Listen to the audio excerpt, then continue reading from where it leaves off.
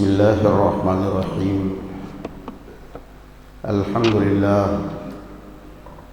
Wassallallahu ala nabiyyina Muhammad wa ala alihi wa ashabihi wa sallam tasliman katsira, amma ba'd.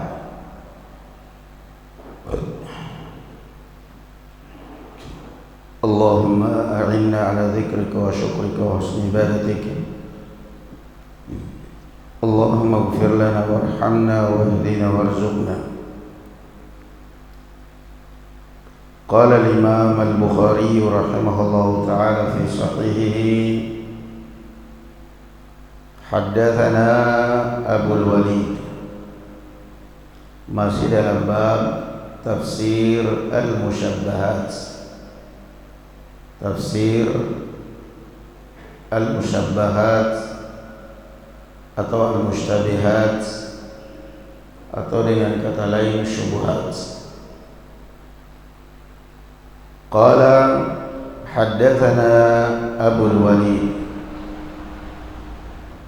qala haddatsana Syu'bah qala akhbarani Abdullah ibn Abi as-Safar an asy-Sya'bi an Adi ibn Hatim radhiyallahu anhu wa ardhah. Qala sa'altu an-nabiy sallallahu alaihi wasallam 'anil mi'raj. Aku pernah bertanya kepada Nabi sallallahu alaihi wasallam hukum berburu dengan tongkat, dengan tombak. Faqala idza asaba bihaddihi faqul.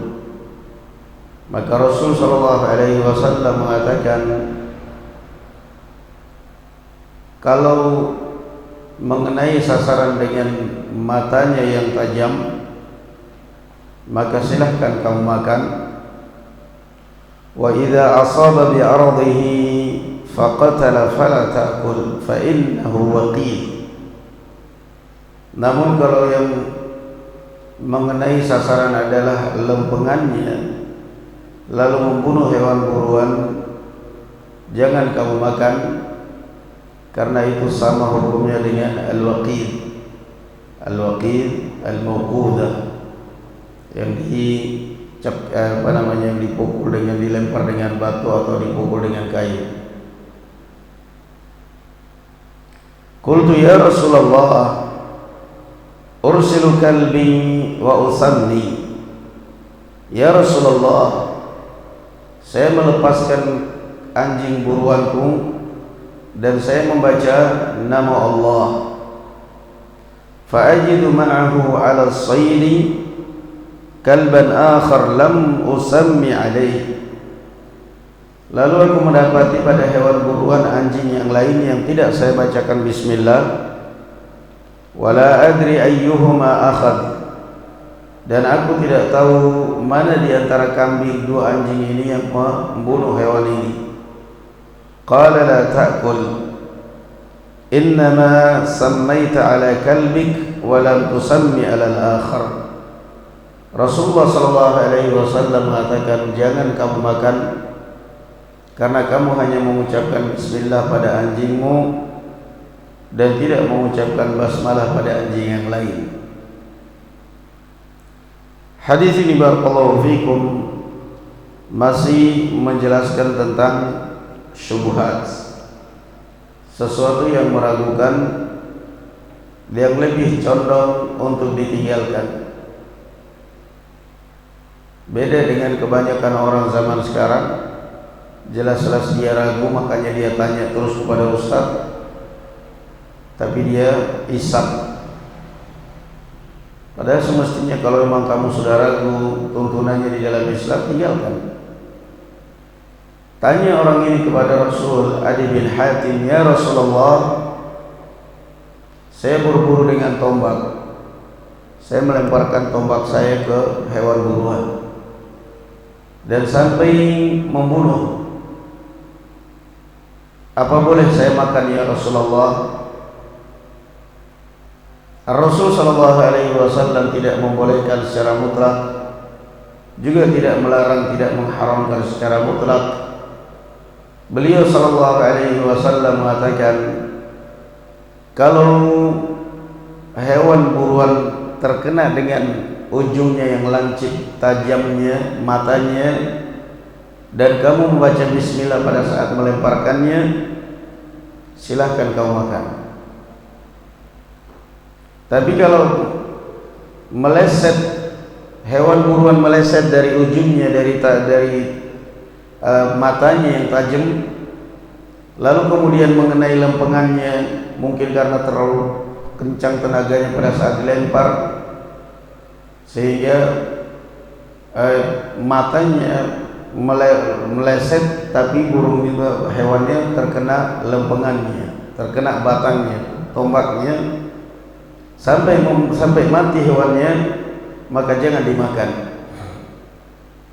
karena tidak mengenai atau tidak mengeluarkan darah, dan itu sama hukumnya dengan al-mauqudah. Hurrimat alaikumul maitatu wad dam sampai wal munkhaniqat wal mauqudah. Al-mauqudah yakni hewan yang dibanting atau dilempar atau dipukul. Nah, dari sisi apa di sini haram? Ya Rasulullah, saya buru-buru dengan panah, bismillah saya lemparkan panah saya, saya buru-buru dengan lembing atau dengan tombak, saya membaca bismillah, nah mulai lagi. Jangan ada yang ngantuk kayak gitu, coba. Saya berburu dengan lembing, dengan tombak, saya membaca bismillah. Apa boleh kemudian saya makan? Kata Rasul sallallahu alaihi wasallam, boleh kamu makan kalau terkena ujungnya, matanya. Tapi kalau terkena lempengannya, terkena batangnya sampai hewannya mati, jangan. Artinya kalau masih hanya sekedar melumpuhkan, kita melempar hewan misalnya, dilempar dengan batu, enggak baca bismillah, atau kita memukul dengan kayu, atau kita menembak dengan senapan angin dan tidak baca bismillah. Kalau masih hidup, hanya sekedar melumpuhkan dan masih sempat kita sembelih, bismillah, halal.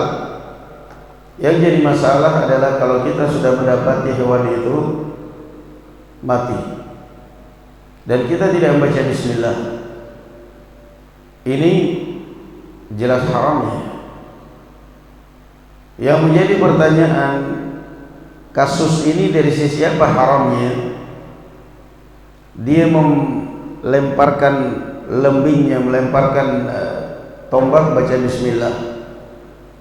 Namun yang membunuh hewan ini bukan ujungnya yang lancip, tetapi lempengannya, batangnya.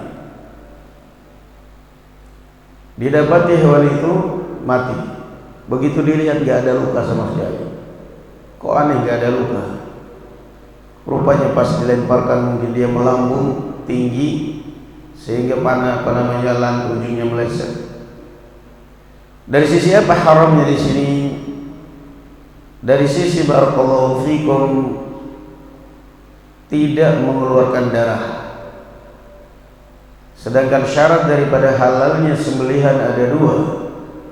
Rasul sallallahu alaihi wasallam mengatakan, kullu ma anhara dam wa dzikra rasulullahi fakul. Setiap alat yang dapat mengalirkan darah hewan, yang menyebabkan hewan mengalirkan darah, dan kamu baca nama Allah Subhanahu wa taala, maka ucapan ini dikatakan oleh Rasul sallallahu alaihi wasallam ketika ditanya oleh beberapa orang dari Habasyah. Mereka terkadang berburu dan tidak membawa pisau. Mereka menyembelih hewan buruan kadang-kadang dengan batu yang tipis di gunung. Mereka ambil kemudian mereka potong. Beliau mengatakan, kullu ma anhara dam wa dzikra smullah fakul. Alat apapun, mau disembelih dengan batu yang tipis, mau disembelih dengan bambu yang ditajamkan, mau disembelih dengan senapan angin, mau disembelih dengan apa saja, kata Rasul, faidahnya kullu ma anhara dam. Setiap alat yang bisa menyebabkan darah hewan mengalir dan dibacakan nama Allah, silahkan makan. Dan di sini berarti dari sisi apa haramnya tadi? Membaca bismillah sudah. Dari sisi apa yang kurang berarti?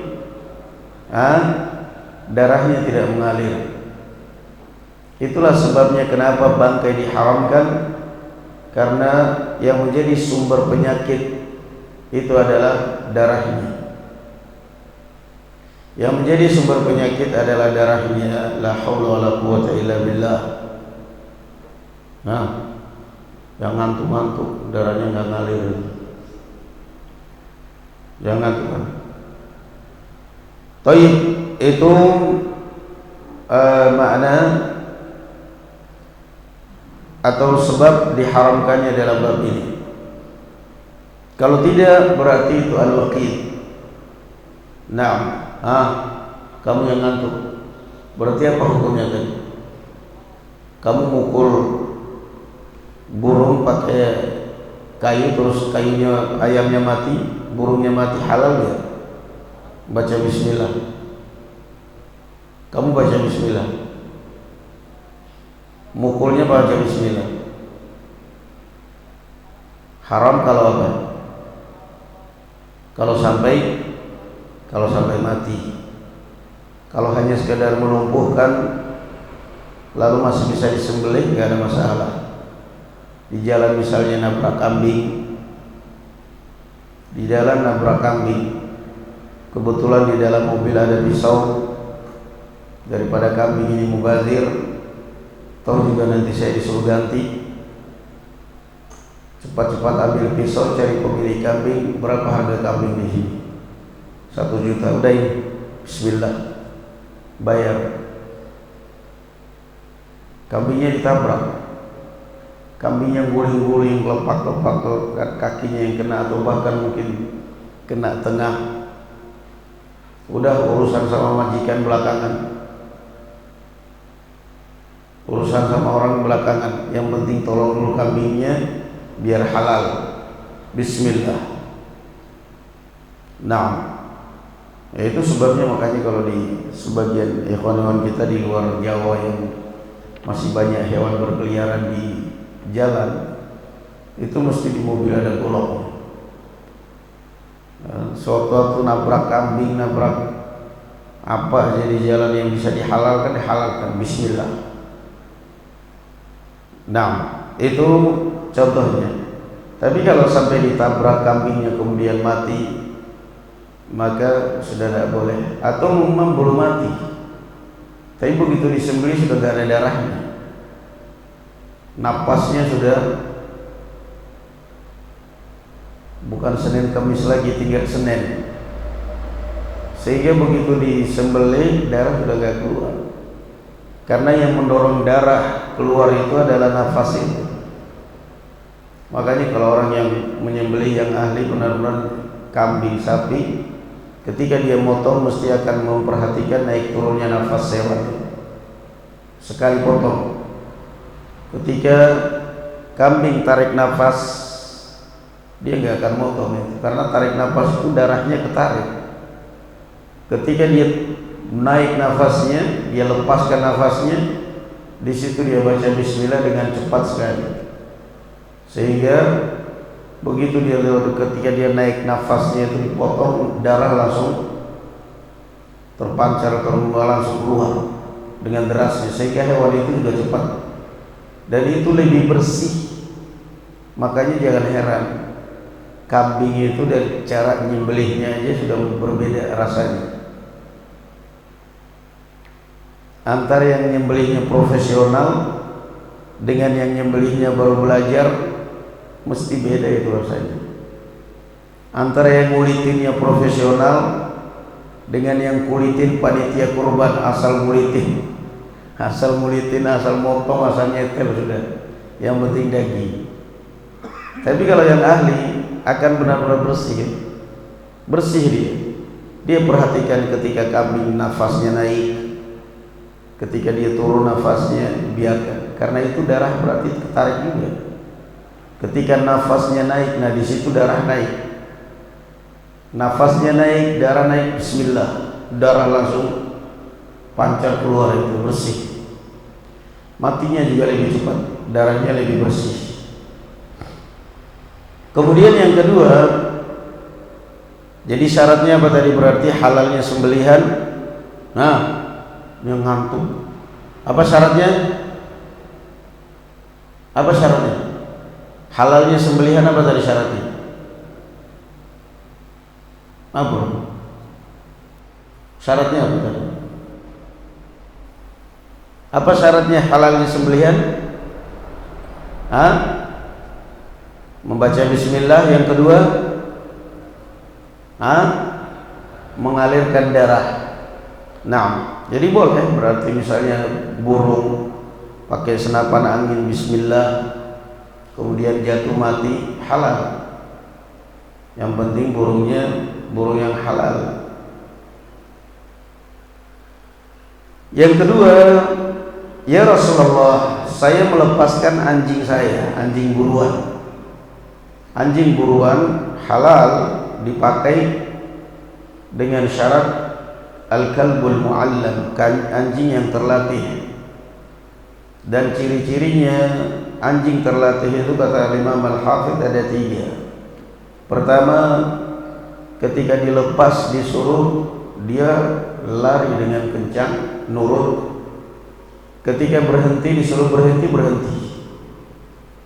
Dan ketika dia mendapatkan mangsa, dia hanya melumpuhkan, tidak akan memakan.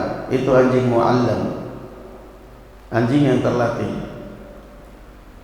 Kalau anjingnya seperti ini lalu dilepaskan dengan membaca bismillah, dia mendapatkan hewan buruan, entah itu masih ada nyawa ataupun tidak ada nyawa, halal dimakan. Karena kita melepaskannya membaca bismillah. Lepaskan anjing buruan, bismillah. Jadi pembicaraan di sini kalau sampai mati, kalau masih hidup gak ada masalah. Mau anjing apa kayak mau anjing, permasalahannya sudah mati. Namun kata beliau, ya Rasulullah, ketika saya mendapatkan hewan buruan pada anjing saya, ketika saya mendapatkan anjing saya berhasil mendapatkan hewan buruan, ada anjing lain, sudah subhat ini.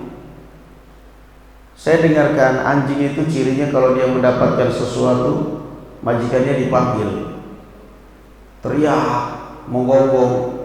Majikannya pamerlah dia, ceritanya ingin mendapatkan sanjungan dari majikan. Ternyata majikan datang, dia mendapati di samping hewan korban ada di samping hewan buruan ada anjing lain. Lihat CCTV, lupa anjingnya dikasih kamera. Kalau anjingnya dikasih kamera kan bisa, tinggal lihat CCTV. Tapi nggak ada CCTV-nya, nggak ada kamera, sehingga dia ini yang membunuh, ini hewan kurban yang bunuh anjing saya atau anjing yang di sampingnya ini. Itu sudah meragukan dia. Sedangkan dia hanya membaca bismillah pada anjingnya sendiri. Maka kata Rasul sallallahu alaihi wasallam, jangan kau makan. Itulah syubhat. Karena kamu hanya membaca bismillah pada anjingmu dan kamu tidak membaca bismillah pada anjing-anjing yang lain. Kamu hanya membaca bismillah pada anjing. Nah, senang-senang dapat hewan buruan, begitu dia dapati ada anjing yang lain. Entah itu yang membunuh anjingmu atau anjing yang lain, wallahu a'lam, kamu enggak tahu. Maka jangan dimakan, kata Rasul sallallahu alaihi wasallam. Itulah tuntunan syubhat. Kalau sudah bercampur meragukan antara yang halal, bercampur yang halal dan yang haram, jauhi. Kalau sudah hati Anda tidak tenang, jauhi. Na'am, barakallahu fiikum, wallahu a'lam bissawab. Alhamdulillah. Assalamualaikum warahmatullahi wabarakatuh.